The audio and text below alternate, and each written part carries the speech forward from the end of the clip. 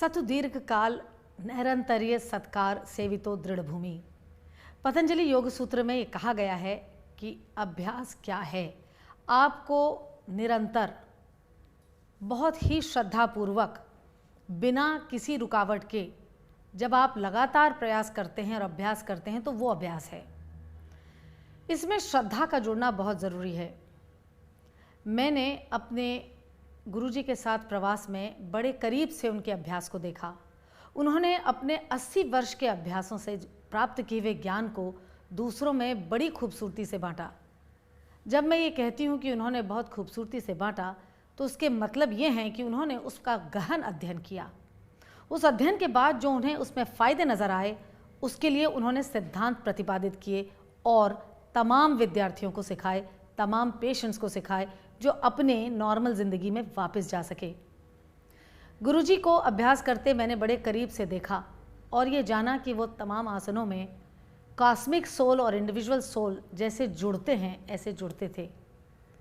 नतीजा ये था कि जो भी कुछ उनका अनुभव था वो बहुत ही सत्य स्वरूप था। उसी अनुभव को उन्होंने तमाम तरीक़ों से विद्यार्थियों तक पहुंचाया, जिसका एक तरीका था बहुत सारे उपकरणों की खोज और दूसरा तरीका था सारे आसनों का इम्प्रोवाइजेशन, ताकि मुझ जैसे लोग भी जो बहुत ही बीमार अवस्था में थे उन आसनों का उपयोग कर सके, उनसे लाभ उठा सके। इस कार्यक्रम के ज़रिए हमारी ये कोशिश रहेगी कि हम आपको तमाम आसनों के इम्प्रोवाइजेशन सिखाएं और आपको भी वो रास्ता दिखाएं जो बहुत ही आसान है, सरल है और इसके साथ साथ सटीक है। आज के इस एपिसोड में हम आपको सबसे पहले सुखासन सिखाने जा रहे हैं, तो चलिए देखते हैं सुखासन।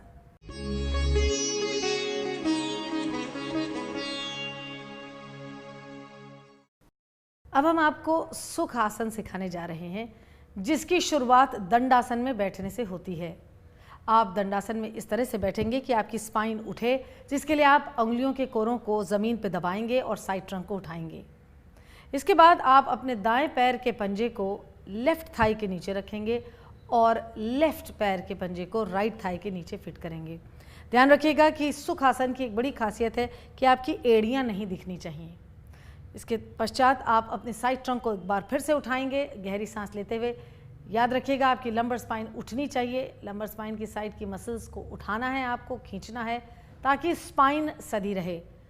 इसमें आप ध्यान मुद्रा में भी बैठ सकते हैं और इसमें बैठ के ध्यान किया जा सकता है।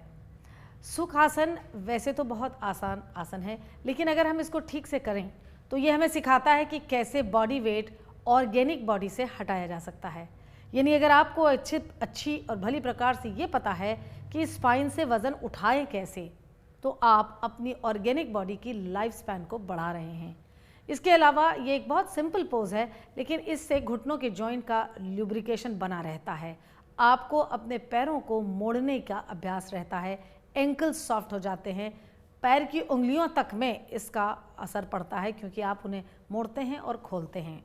फिर आप धीमे से अपनी आँख खोलेंगे और अपने पैरों को पुनः दंडासन में ले जाएंगे।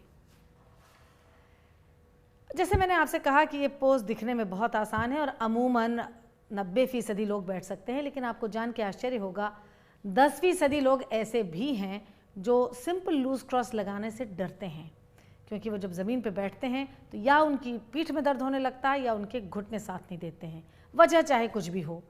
तो हमने ये तय किया है कि हम आपको इम्प्रोवाइजेशन सिखाएंगे और वो इतने आसान और कारगर होंगे कि आप रोज़मर्रा की ज़िंदगी में इस एक सिंपल से पोज को जोड़ सकेंगे। ये आपके सारे जॉइंट्स के मूवमेंट और उनकी फ्लेक्सिबिलिटी के लिए बहुत ही कारगर सिद्ध होगा। तो चलिए देखते हैं सिंपल लूज क्रॉस लेग या सुखासन का इम्प्रोवाइजेशन।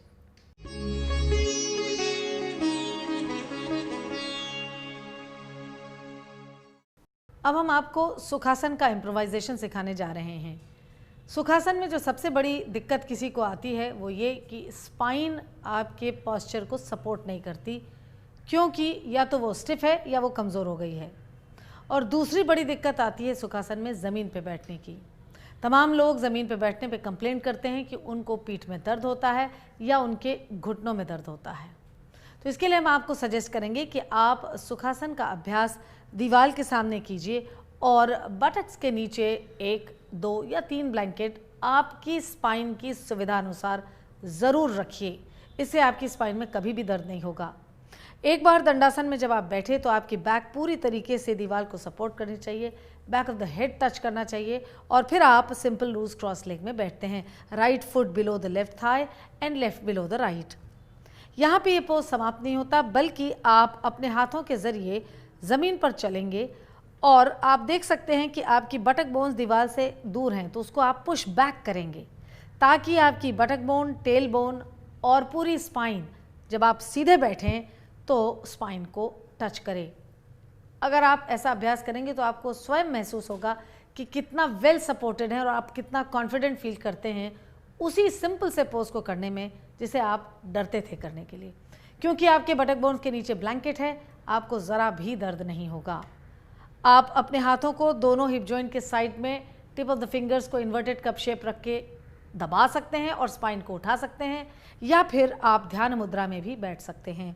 ध्यान रहे कि किसी भी मुद्रा में आप इसमें बैठें पर बटक बोन, टेल बोन और स्पाइन दीवार से सपोर्टेड रहेगी। आप अपने कंधों को रोल करेंगे और सीधे बैठेंगे। इस पोज से निकलने के लिए आप अपनी ध्यान मुद्रा को ढीला छोड़ देंगे और फिर एक एक करके आप अपने पैरों को सीधा करेंगे और दंडासन में वापस आएंगे। दंडासन में अपने पैरों को एक्सटेंड करना मत भूलिए, ताकि अगर कहीं भी कोई किसी जगह आपको खिंचाव या कैच जैसा फील हो, क्योंकि बॉडी स्टिफ है, तो वो इसके स्ट्रेच से दूर हो जाता है। हमें यकीन है कि ये बहुत छोटा सा आसान सा उपाय आपके अभ्यास में एक बहुत बड़ा परिवर्तन लाएगा।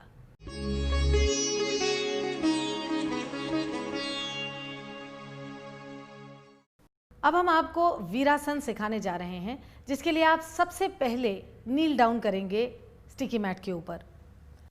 जैसे ही आप नील डाउन करेंगे, सबसे ज़रूरी बात यह है कि आप अपने हाथों से अपने head of the calf muscles को इनसाइड आउट टर्न करेंगे। ऐसा करने से आप अपने घुटनों के पीछे एक स्पेस क्रिएट करते हैं और घुटनों की इंजरी से आप उसको बचाते हैं। फिर आपके दोनों बटक्स ज़मीन पे टच करने चाहिए, बटक बोन्स, और हील्स हिप जॉइंट के साइड में होंगी। ये ध्यान रखिएगा कि आपके दोनों पैर के पंजे फर्श के साथ पैरेलल हों या समानांतर हों, और उसके बाद आप अपनी हथेली को पैर के सोल के ऊपर रखेंगे। ये है क्लासिक वीरासन। इसमें बैठने के बाद आप अपनी स्पाइन को एक बार तानेंगे, सांस लेते हुए कंधे पीछे की ओर घुमाएंगे और सीधा देखेंगे। आप देख सकते हैं कि इसमें चेस्ट ओपन है, शोल्डर्स रोल बैक हैं और आपके पाम्स सोल के ऊपर रेस्ट कर रहे हैं। वीरासन एक ऐसा पोस्चर है जिसमें जब भी बच्चा चलना शुरू करता है तो पहले वीरासन में बैठता है। तो सुनने में और देखने में ये बड़ी सहज चीज़ है, नेचुरल है, लेकिन ये एक ऐसा आसन है कि अगर सही ढंग से नहीं किया गया तो आपके घुटने में तकलीफ हो सकती है। इसलिए ध्यान रखें कि जब आप इसमें बैठें तो आपके एंगल्स, पॉस्चर, स्पाइन की स्थिति और काफ का टर्निंग मूवमेंट ज़रूर हो। वीरासन के तमाम फ़ायदे हैं। सबसे बड़ी बात तो यह है कि आसनों की तमाम श्रृंखला में केवल 2 ही ऐसे आसन हैं जो भोजन के तदुपरांत किए जा सकते हैं, यानी इमीडिएटली आफ्टर द मील। उनमें से एक है वीरासन और सुप्त वीरासन, इसी का एक आगे का साइकिल का हिस्सा, और बद्धकोणासन और सुप्त बद्धकोणासन। तो ये डाइजेशन के लिए एक बहुत अच्छा आसन है। आप देख सकते हैं कि इससे घुटनों पे बहुत ज़बरदस्त असर होता है। ये घुटनों की मसाज करता है, बैक ऑफ द नी को ओपन करता है, फ्रंटल थाई को एक्सटेंड करता है। ये स्पाइन के लिए बहुत अच्छा है। ये स्पाइन को लॉक करता है, उसमें बैठ के बहुत देर तक बैठे रह सकते हैं। ये कहा जाता है कि सबसे अच्छी स्टेबल पोजीशन स्पाइन के लिए पद्मासन है और उसके बाद वीरासन है। इसमें स्पाइन बहुत स्टैटिक और स्टेबल रहती है। तो इस तरीके से अगर वीरासन में आपने बैठना सीख लिया तो न केवल आप अपने पैरों के जॉइंट्स को, बल्कि नकल्स को, एंकल्स को, स्पाइन को, सभी जॉइंट्स को आप बहुत अच्छी तरीके से ल्यूब्रिकेट करते हैं, मूव करते हैं, एक्सटेंड करते हैं। इसके बाद जब आप वीरासन में 2 से 4 मिनट तक बैठ चुकते हैं तो हम इस वीरासन से बाहर निकलेंगे। उसके लिए आप एक एक करके अपने पैर को या तो दंडासन में रखेंगे और या फिर से नील डाउन करेंगे और इस पोज से बाहर आ जाएंगे। जैसा हमने आपसे कहा इस कार्यक्रम की शुरुआत में ही कि हम आपको तमाम इम्प्रोवाइजेशन सिखाएंगे ताकि आप हर एक पोज को बड़ी आसानी से कर सकें। तो चलिए अब देखते हैं इम्प्रोवाइजेशन वीरासन का।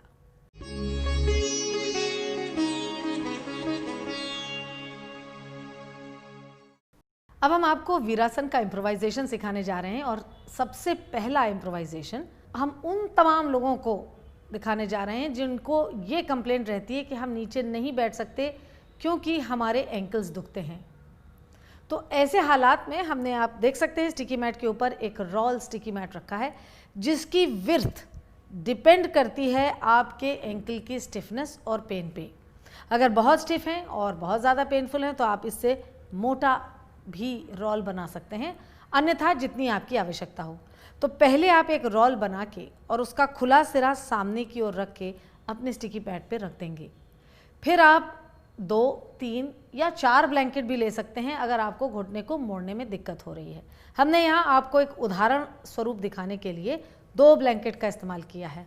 आप देख सकते हैं कि इन ब्लैंकेट्स के 2 सिरे हैं, एक स्मूथ एज जो फ्रंट का है और एक रफ एज जो हम पीछे की तरफ रखेंगे। कहने का तात्पर्य यह है कि स्मूथ एज आपके बटक बोन और टेल बोन के नीचे आना चाहिए और उसकी भी एक बड़ी गहरी वजह है कि अगर एजेस स्मूथ नहीं होते तो आपकी स्पाइन टिल्ट होने का एक अंदेशा रहता है, और अगर आपके एजेस स्मूथ हैं और हाइट बिल्कुल बराबर है तो उसमें आप अपने बटक बोन और टेल बोन जब स्थापित करते हैं तो स्पाइन बिल्कुल सीधी रहती है।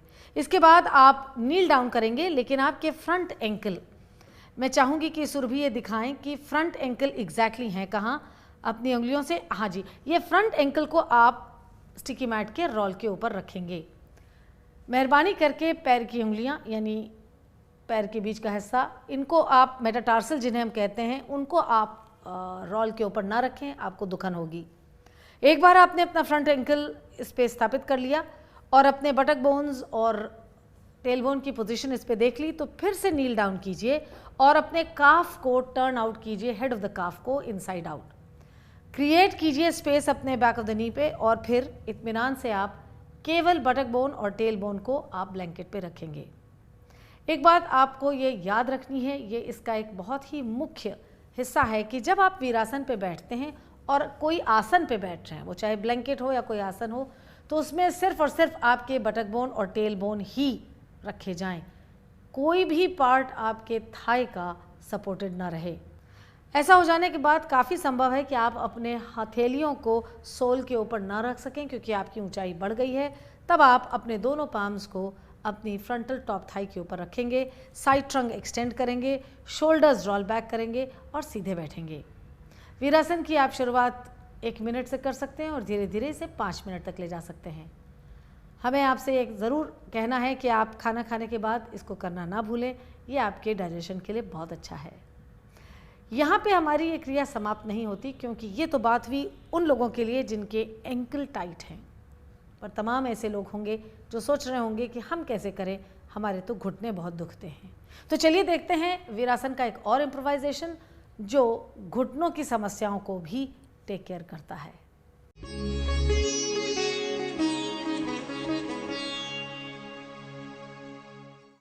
अब हम आपको एक दूसरा इम्प्रोवाइजेशन वीरासन का सिखाने जा रहे हैं जो उन तमाम लोगों के लिए है जिनको घुटने में तकलीफ है। इसके लिए हम पहले इम्प्रोवाइजेशन की तरह ही ब्लैंकेट का इस्तेमाल करेंगे और उसके स्मूथ एज पर ही बटक बोन और टेल बोन रखेंगे।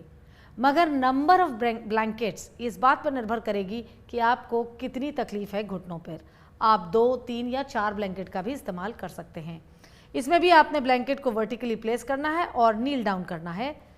साथ में हमने इस इम्प्रोवाइजेशन में 2 छोटे फोम के टुकड़े रखे हैं। आप जब अपने वीरासन पोजीशन में बैठे हैं तो उससे पहले आप अपनी काफ मसल को टर्न करेंगे और इन फोम्स को आप दोहरा करके बैक ऑफ द नी को सपोर्ट करेंगे, उसमें इंसर्ट करेंगे। ऐसा हम इसलिए कर रहे हैं कि जिनके घुटने चोटीले हैं या डीजेनरेशन हो चुका है वो स्क्वीज़ ना करें।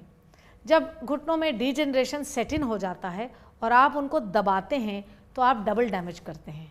यहाँ हम दबा नहीं रहे हैं बल्कि हम एक स्पेस क्रिएट कर रहे हैं और घुटनों की मोबिलिटी को बरकरार रख रहे हैं। ध्यान रखिएगा, ये गलतफहमी है कि अगर घुटने में दर्द है तो उसको इमोबिलाइज कर दीजिए। अगर घुटने में दर्द है तो उस पर काम कीजिए, मगर कैसे कीजिए ये आपको आना चाहिए। तो वीरासन में अगर आप अपने घुटनों को सपोर्ट करके बैठते हैं और ब्लैंकेट की हाइट सही रखते हैं तो ऐसी कोई वजह नहीं है कि आप वीरासन ना कर सकें और इसके फ़ायदे ना उठा सकें। एक और बात आपको याद दिलानी चाहूँगी, कुछ देर पहले आपने देखा था कि अगर एंकल में तकलीफ़ हो तो आपने स्टिकी मैट का रोल रखा था। तो फ़र्ज़ कीजिए किसी को घुटने में भी तकलीफ़ है और एंकल भी स्टिफ हैं, तो आप दोनों इम्प्रोवाइजेशन एक साथ कर सकते हैं। यानी स्टिकी मैट का इस्तेमाल भी कर लीजिए और घुटनों के पीछे फोम का भी इस्तेमाल कर लीजिए। इसके बाद इससे निकलने के लिए आप एक बार फिर नील डाउन करेंगे और उठेंगे अपनी जगह से, ये फोम्स को निकाल देंगे और धीमे से उठ के आप पुनः समस्थिति में आ जाएंगे।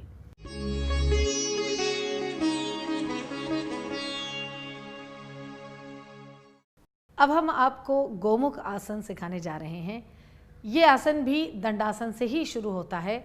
आप देख सकते हैं कि हमने 2 विद्यार्थियों को यहाँ पे ला के रखा है ताकि आपको एक ही बार में फ्रंट व्यू और बैक व्यू पोज का दिख सके। इस पोज के फ्रंट व्यू में जितनी ज़्यादा इंट्रिकेसीज़ हैं उतनी ही बैक व्यू में, तो हम चाहेंगे कि आप इसको एक साथ ही देखें। एक बार दंडासन में बैठने के बाद आप अपने लेफ़्ट लेग को मोड़ेंगे जैसे आप वीरासन में ले जा रहे हों, मगर आप अपनी टेल बोन को लेफ़्ट हील के ऊपर रखेंगे। एक बार इसको सेटल करने के बाद आप अपने राइट लेग को क्रॉस करेंगे लेफ़्ट थाई के ऊपर, बटक को उठाएंगे और राइट हील को लेफ़्ट एंकल और लेफ़्ट हील के करीब ले जाएंगे, जितना पास में रख सकें। आप देख सकते हैं दोनों ही पैर के पंजे पीछे की ओर हैं। जब एक बार आपको इसमें स्टेबिलिटी मिल गई तो आप ये देखेंगे कि आप महसूस करते हैं कि लेफ़्ट साइड टिल्ट कर रहे हैं, तो आप बार बार अपने प्रयास के ज़रिए बॉडी वेट को इक्वलाइज करेंगे। इसके पश्चात आप हाथ की क्रिया करेंगे, जिसमें बहुत ही एक ध्यान देने वाली बात यह है कि अगर आपका दायां पैर ऊपर है तो बायां हाथ ऊपर रहेगा और दायां हाथ नीचे रहेगा। इसलिए आप पहले राइट हैंड को लेंगे और उसको गोल घुमाते हुए पीछे ले जाएंगे, बैक ऑफ द पाम को डॉर्सल स्पाइन पे सरकाते हुए ऊपर लगाएंगे। तो आपको फिर याद दिला रही हूँ, अगर right leg on the top है तो राइट हैंड बॉटम से आएगा। फिर आप अपने लेफ्ट हैंड को ऊपर ले जाएंगे, खींचेंगे और एल्बोज को पीछे ले जाते हुए दोनों हाथ को एक दूसरे से क्लैस्प करेंगे, यानी एक दूसरे का जोड़ बनाएंगे। बहुत इंपॉर्टेंट बात हाथ की तरफ ये है ध्यान देने वाली कि back of the wrist dorsal spine पे दोनों कोर उसके टच करने चाहिए। ऐसा ना हो कि आप क्योंकि स्टिफ हैं और आपका हाथ मुड़ने लगे। तो इसलिए बहुत ज़रूरी है कि आप अपने कलाई का जो जोड़ है डॉर्सल स्पाइन के से वो इक्वल रखें। इस अवस्था में आप 30 सेकंड से लेकर 2 मिनट तक बैठ सकते हैं। आप देख सकते हैं कि इसमें पैरों का घुमाव कितना ज़्यादा है, तो ये आपके हिप जॉइंट्स, नी जॉइंट्स, इन पे बहुत कारगर काम करता है। इसके अलावा लेटिसमस डॉर्साई जो मसल है जो ट्रंक के दोनों ओर है उसको एक्सटेंड करता है। शोल्डर के लिए तो ये एक रामबाण है। आपके स्टिफ शोल्डर, फ्रोजन शोल्डर धीरे धीरे गोमुख आसन से बिल्कुल रिलीज़ हो सकते हैं। एक बार आप इस पोज में बैठ गए 2 मिनट तक, तो उसके बाद आप सबसे पहले हाथ के जोड़ को खोलेंगे और फिर स्टेबलाइज करेंगे अपने को, और फिर राइट लेग को बाहर निकालेंगे और सीधा करेंगे दंडासन में, और फिर बटक उठा के लेफ्ट लेग को भी सीधा करेंगे। इस तरीके से आप पुनः दंडासन में वापस अपने को स्थापित करते हैं। हम आपसे पहले भी कहते आए हैं और हम अपने वचन पे कायम हैं कि हम आपको किसी भी आसन का एक ऐसा इम्प्रोवाइजेशन ज़रूर सिखाएंगे जो आपकी अभ्यास की यात्रा में आपके लिए बहुत ही कारगर सिद्ध हो। अब हम आपको सिखाने जा रहे हैं गोमुख आसन पे इम्प्रोवाइजेशन।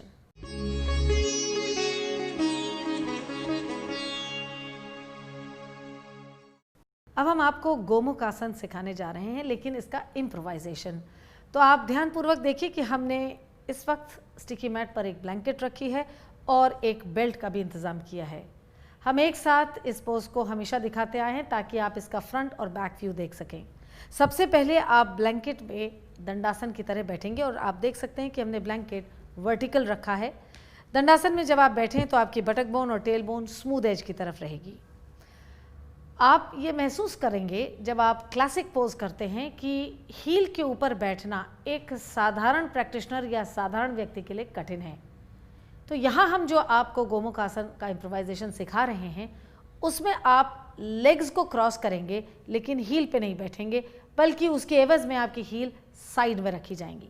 तो आप दंडासन में बैठने के बाद सबसे पहले अपने बाएं पैर को मोड़ेंगे और उसकी एड़ी को राइट हिप जॉइंट के बाहर की ओर स्थापित करेंगे और फिर राइट लेग को लेफ्ट थाई के ऊपर क्रॉस करेंगे और राइट हील भी लेफ्ट हिप जॉइंट के बगल में स्टैब्लिश की जाएगी। आप देख सकते हैं कि दोनों पैरों के टोज पीछे की ओर इंगित कर रहे हैं, यानी फॉरवर्ड ना होके बैकवर्ड फेस कर रहे हैं।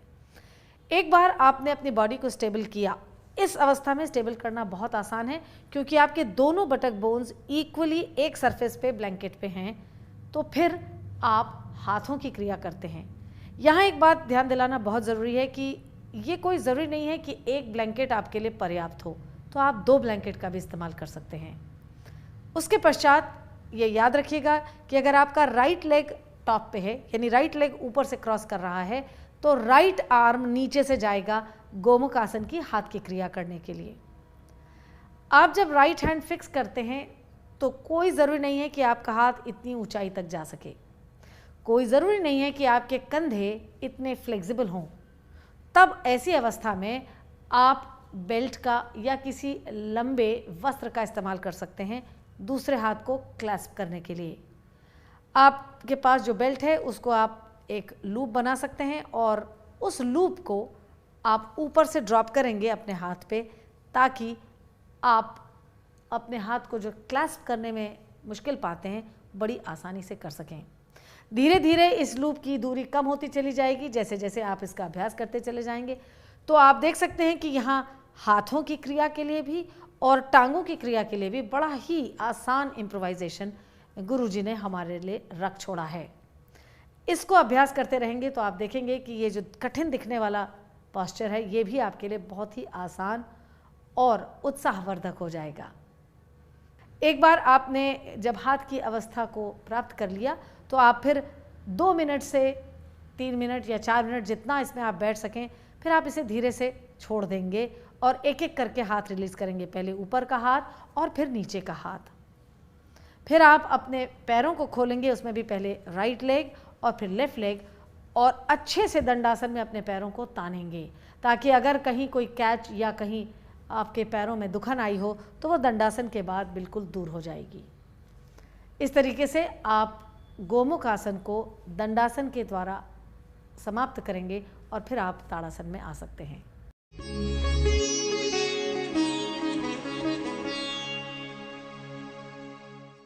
हम आपको इस श्रृंखला में डॉक्टर BK सायंगर के द्वारा इजाद किए हुए तमाम इम्प्रोवाइजेशन आसनों के सिखा रहे हैं, इस उम्मीद के साथ कि आप उन्हें अपने अभ्यास में ज़रूर इस्तेमाल कर रहे हैं और उनसे बहुत कुछ सीख रहे हैं। मगर इन सब के बावजूद हम आपको एक बार फिर याद दिलाना चाहेंगे कि अगर आप किसी भी हेल्थ इशू की वजह से कोई दवाइयों का सेवन कर रहे हैं तो बिना डॉक्टर की सलाह के आप उन्हें न छोड़ें, न उन्हें बंद करें। हमारी आपसे फिर मुलाकात होगी, तब तक के लिए नमस्कार।